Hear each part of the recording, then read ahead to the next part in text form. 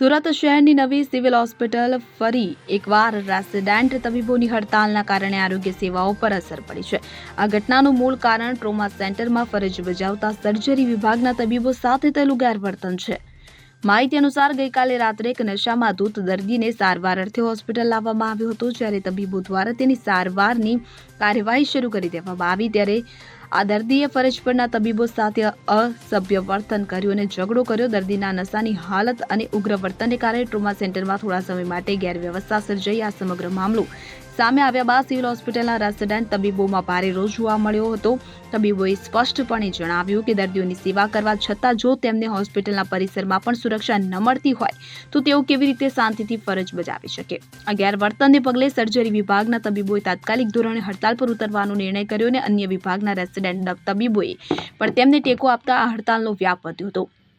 તબીબોની મુખ્ય માંગણી છે કે તેમને હોસ્પિટલમાં પૂરતી સુરક્ષા પૂરી પાડવામાં આવે અને ભવિષ્યમાં આવા બનાવો ન બને તે માટે કડક પગલાં લેવામાં આવે. ત્યારે તબીબોની આ અચાનક હડતાલને કારણે સિવિલ હોસ્પિટલમાં ખાસ કરીને ટ્રોમા સેન્ટર અને સર્જરી વિભાગમાં દર્દીઓની સારવાર અને ઓપરેશનની કામગીરી પર ગંભીર અસર પડી છે. ઇમરજન્સી કેસમાં આવેલા દર્દીઓ અને તેમના સગા સંબંધીઓ મુશ્કેલીમાં મુકાયા છે.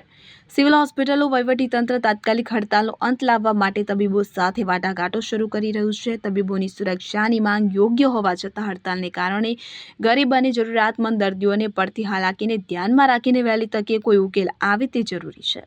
સુનિલ ગાંજાવાલા સાથે CN24 ન્યૂઝ સુરત. હવે જુઓ દેશ દુનિયાની તમામ ખબરો તમારી આંગળીના ટેરવે. ઉઠાવો મોબાઈલ અને Google Play Store પરથી ડાઉનલોડ કરો અમારી CN24 ન્યૂઝ મોબાઈલ એપ.